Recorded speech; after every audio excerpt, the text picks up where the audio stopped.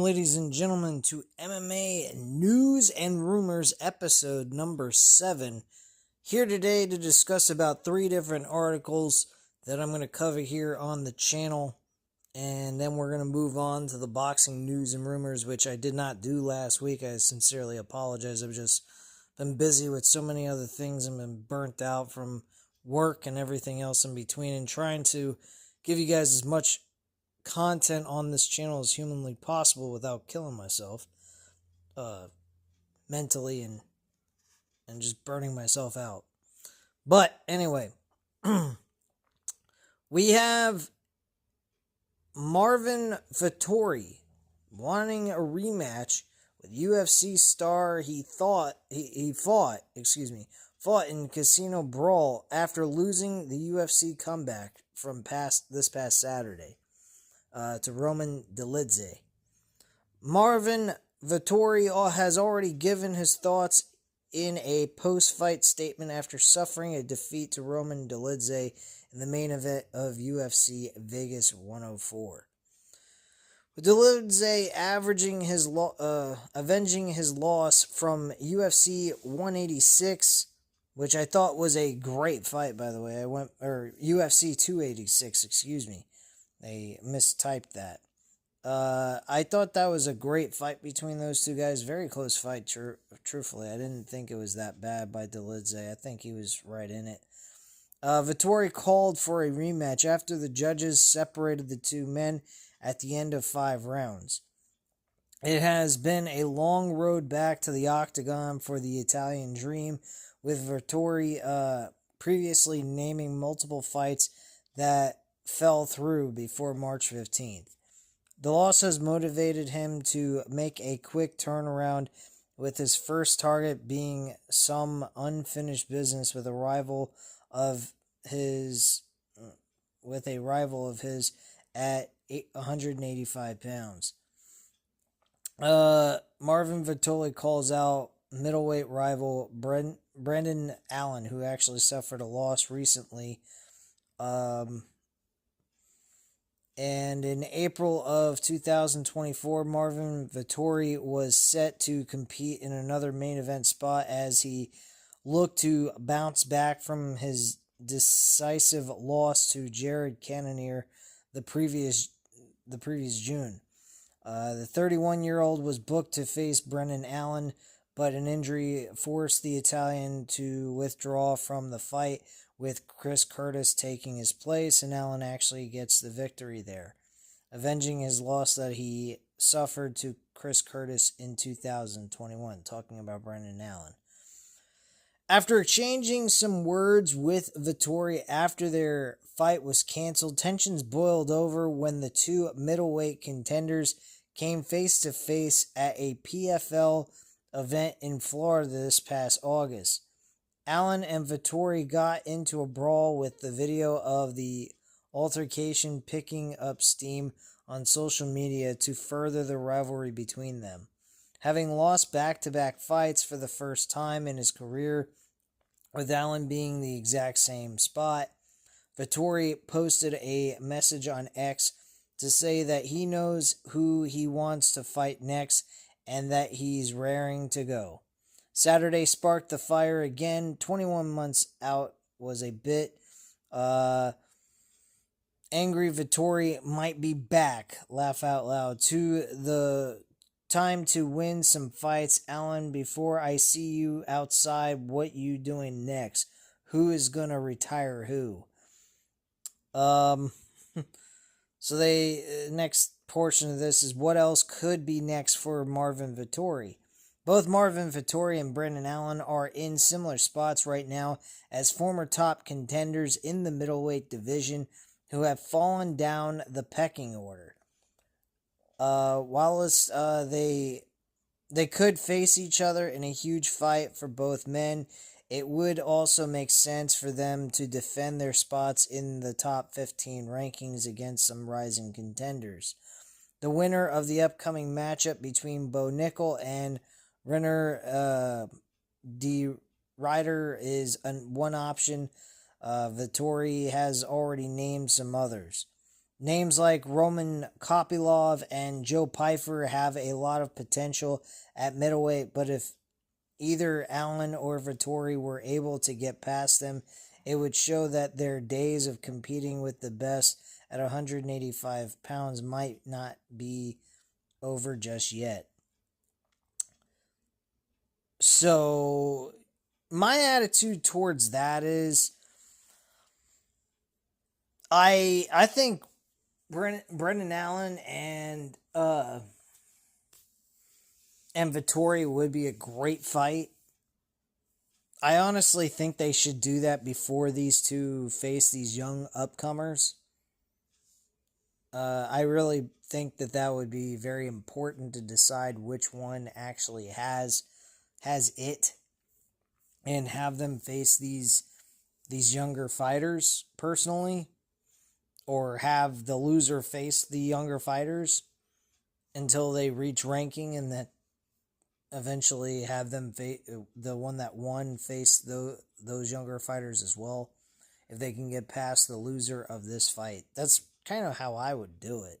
But then again, I'm not I'm not an MMA aficionado. I'm starting to get into this. I'm really liking MMA, UFC, mostly like I do with wrestling.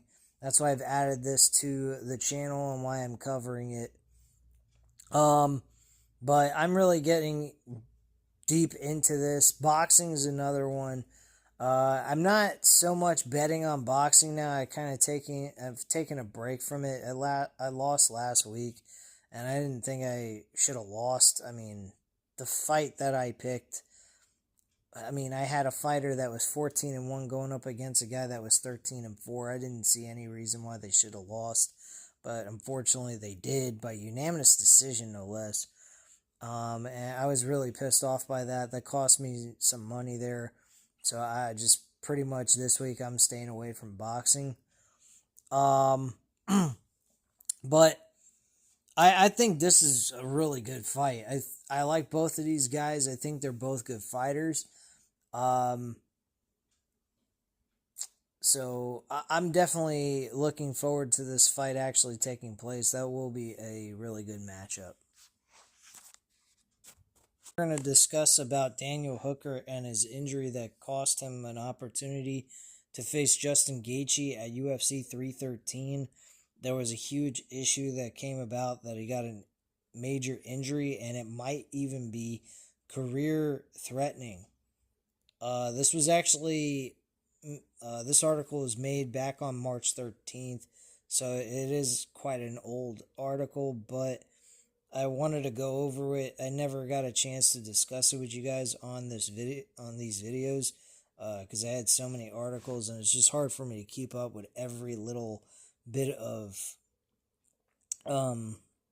content when it comes to these stories and whatnot. They come out almost every day, so I'm not going to be able to cover all of them, but I try to cover as much as I possibly can, or anything that interests me to talk about.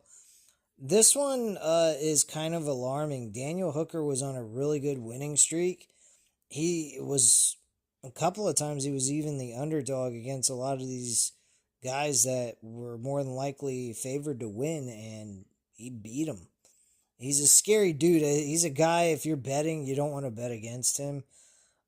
He's a person that can really fuck you over in a straight bet or even a parlay if you're doing anything against him.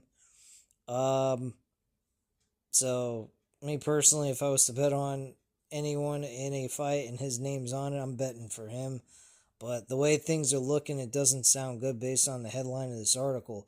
So heading into UFC 313, fans were extremely excited to witness the clash between Dan Hooker and Justin Gaethje. Both fighters are known for their ruthless styles. Gaethje famously called the human highlight for his devastating truck-like punches, and Hooker dubbed a psycho fighter by Israel Adesanya. I know full well 100% that no matter where his arms get raised or mine does, I'm going straight on a stretcher. Dan Hooker told ESPN with a smile on his face in February. Both were prepared for war, but fate had other plans.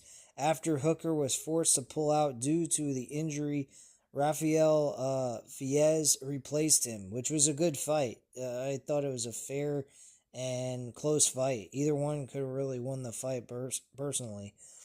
But what happens to the Kwai fighter? I believe is what they're how you pronounce that word.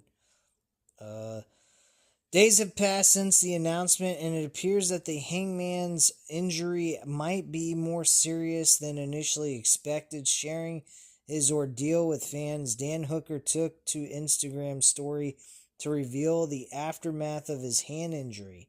It looks brutal. You can see a long stitch extending from his thumb to the middle of his wrist.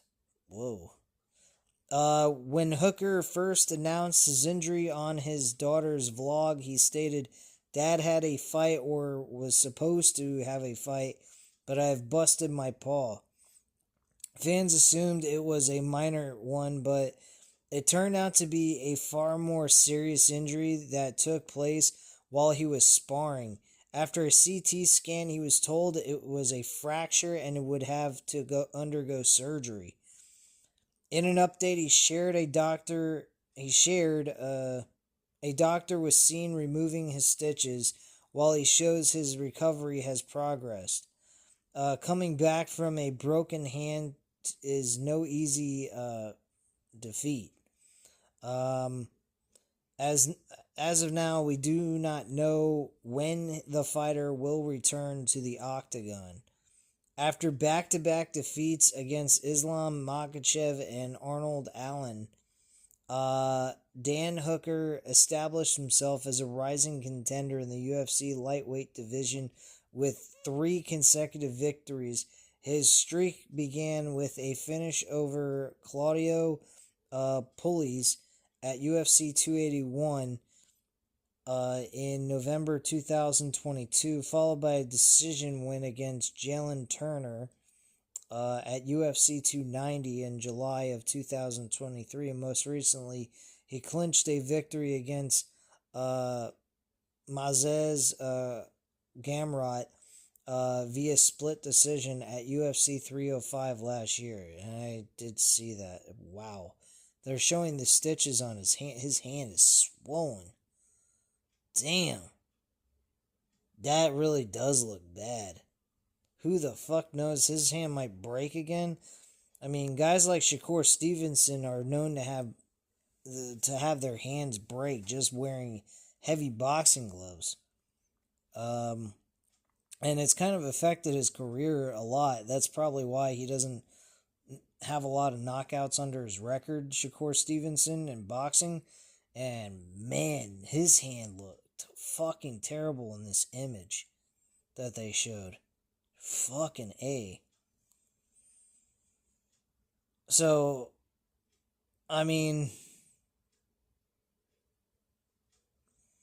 looking at his amazing run, Dana White decided to test Kiwi's medal against Justin Gaethje, but we know what happened. While it was nice for the New Zealand hotshot to share the necessary update with his fans, the MMA community might be a bit worried for the Hangman, provided that injuries like this are often considered career-ending. Boy, that does not look good. Honestly, the way his hand looked, it looks pretty fucked up. Dan Hooker, his injury has left UFC fans thinking about the worst. Dan Hooker's not afraid of injuries, however, it is a different thing when the injury comes back again and again. In 2003, the fighter was originally scheduled to face Jalen Turner, but withdrew due to a hand injury. However, they eventually met at UFC 290, where he earned a gritty split decision victory. Looking at the condition of his injury, a fan wrote, "This is a career-ending injury for a fighter." This reminds us of Conor McGregor's leg injury against Dustin Poirier at UFC 264.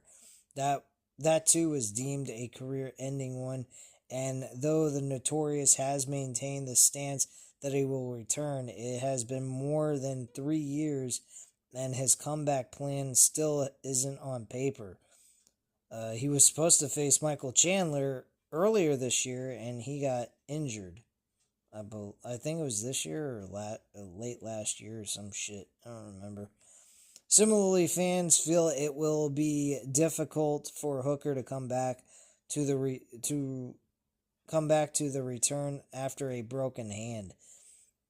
UFC has a ton of high-profile fighters who took retirement or stopped fighting due to their injuries. Darren Till, Conor McGregor, Dominic Cruz, who recently retired. He was supposed to have a fight but withdrew and retired from it. And TJ Dillashaw are some of the names that who are either retired or out of the combat world due to injuries. Moreover, some fans were astonished by the degree of the injury Hangman is facing. So my personal opinion, he might want to be very careful. He might want to get checked out with that, see if he can even come back from an injury like this. The way his hand it looks swollen as shit. I hope he can. He was on a really good winning streak. He had some very notable names that he's beaten, and Gamrot being one of them. I'd love to see this guy come back and possibly even get a world title shot, if possible. Because he was doing some really good shit in that octagon, and I'd hate to have the guy's chances of possibly just headlining a pay-per-view for a title just blow up in his face. That would really suck. Alright, and last thing I want to discuss is about Diego Lopes. He's getting a shot at UFC 314 against Alexander Volkanovski. For the UFC featherweight title that's up for grabs, and it's vacated. There's a lot of talk going on about his cardio, and with Alexander Volkanovski being very good at cardio and having a lot of cardio going into this, there's a lot of people doubting Diego Lopes's stamina to be able to hang with Volkanovski throughout the entire fight if it goes a full five rounds. My personal thoughts, I think Volkanovski, I think he could win based on his wrestling techniques. But Diego Lopes being a younger guy and being a guy that has been competing against some big names, and he's no schlub or just lucky and fortunate enough to be in a good opportunity at the right time. I honestly don't think that he's a guy to look over or look past, because this guy is dangerous. He is a guy, let's just take a look at his knockouts and submissions overall and see what he's done in his fights within the UFC. Hold on 1 second. And he's a Brazilian fighter. He's been Brazilian fighters are well known for being really good in MMA, so I wouldn't look past this dude. And he's 30 years old. Fucking Volkanovski is what? He's 36. He's got he's 6 years older than this kid. Diego Lopes is only 30 years old. So he's got something. He's beaten names like Brian Ortega, Dan Eag. He beat him by unanimous decision on a late notice, the day of. He's beaten some notable names. He did lose in his debut, which is kind of concerning. But let's just take a look at his he's 26-6 overall and 5-1 in the UFC. That's pretty fucking good. He's won 10 fights by knockout, 12 fights by submission, and he's won 4 fights by decision.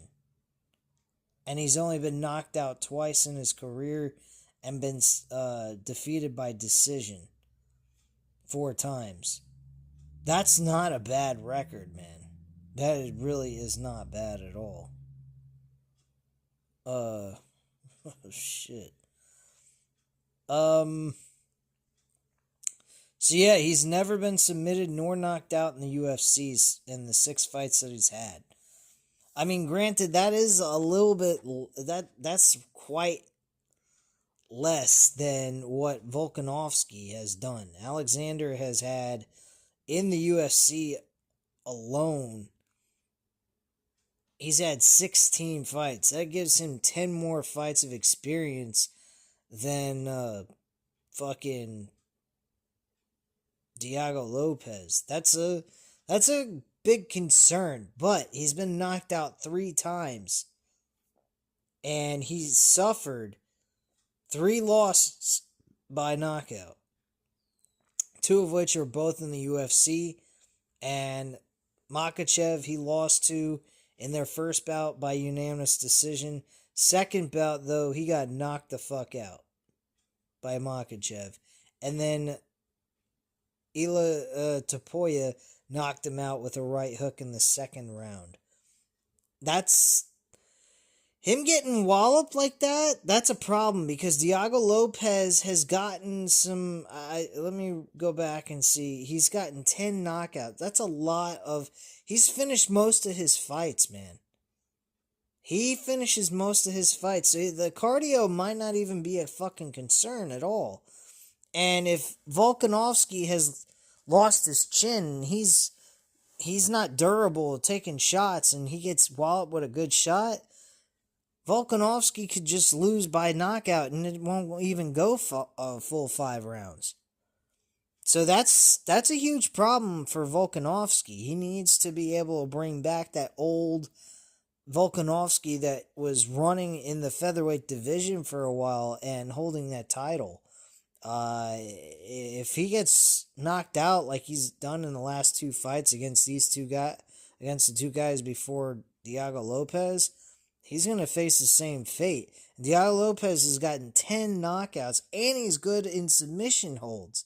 So, I mean, the kid ain't no fucking bum. I mean, granted, he hasn't faced the level of Volkanovski, or what Volkanovski has faced. So that's what rides on Volkanovski. He has the experience advantage over Lopes. But Lopes, man, he's been knocking people out, and that's been one of the weak spots in Volkanovski's game, is that he can't take a punch anymore. I mean, Makhachev has done some damage, and so did Topuria. So that's a huge fucking problem. But let's go ahead and read this article. Some say cardio is king in MMA, and that's why some fans are siding with Alexander Volkanovski to beat Diego Lopes in their upcoming UFC title fight. Volkanovski is 26-4 with 13 wins in the UFC and 3 losses in the UFC.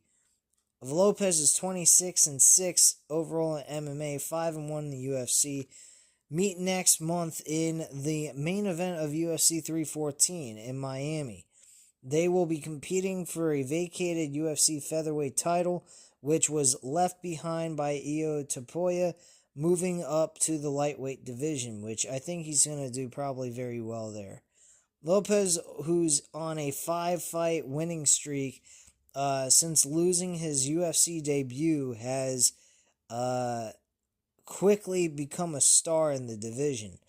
But though respected by many, some remain skeptical of his chances of winning the title, especially after watching him lose steam in his decision over Dan Ige at UFC 303 last summer. I'd have to agree with that. I think Volkanovski might go in there and look to do a mix of his game because a lot of people are still complaining that I might not have cardio for 5 rounds. Lopez told Hamlamos MMA in Spanish, people are still hanging on to what happened in the fight against Dan Ige, that I slowed down. But that's okay. People have mouths and they'll say whatever they want. I'm ready for Volkanovski's best version, and I'm ready to show my best version. Lopez was originally scheduled to fight Brian Ortega on a short notice at UFC 303 in a bizarre sequence of events. Ortega ended up withdrawing from the bout due to illness the day of the fight, and Ige stepped in on hours' notice to fight Lopez at a catchweight of 160 pounds. Brazilian says he was affected by the short notice and also by fighting 15 pounds over what he originally agreed to. Lopez feels he redeemed himself the following fight by going the distance and dominating Ortega at UFC 306, which is why he couldn't care less what critics have to say. That's okay, I'm not bothered by them at all, Lopez explained. People have mouths and they will say whatever they want, and they don't want to see things in the way that they are. Why does nobody mention the knockdowns I did to Brian Ortega in the third round and how I was doing in that third round? I won all 3 rounds and I dominated that fight. Why do people don't mention that? Why don't they mention a judge gave me a 30-26 victory over Brian Ortega? He's got a point there. I mean, if he managed to improve his stamina in that fight against Brian Ortega, what's the fucking difference? If he improved what he did from Dan Ige to Brian Ortega, I think that's a hell of an improvement and a sign that he's getting better. I don't get the logic here. It seems very stupid to me personally. I honestly think Diego Lopez has got a shot, but I wouldn't look past Alexander Volkanovski. This is a fight that I'd say, as a betting man, I would not bet this fight. There's too many situations that could occur, and personally, I think this is a fight that, as a fan, you watch. You do not bet on.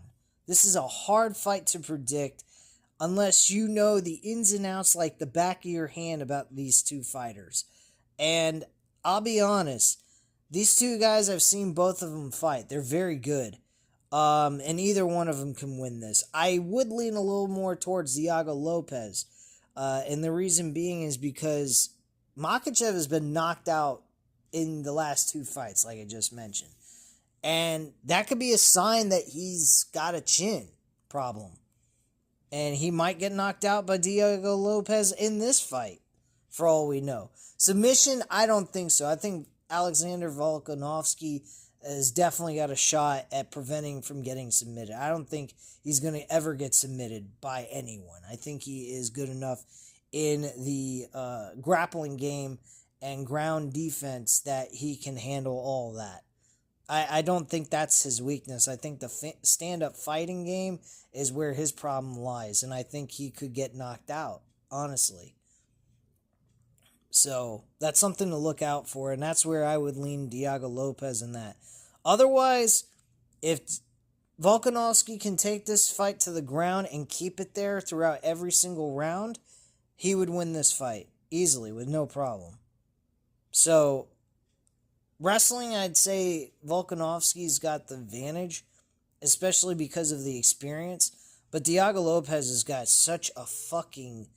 He can fight standing up, too. He doesn't have to wrestle. And he just dominates. When he's on a roll, he fucking kills. And he hasn't had a lot of fights go to decision either.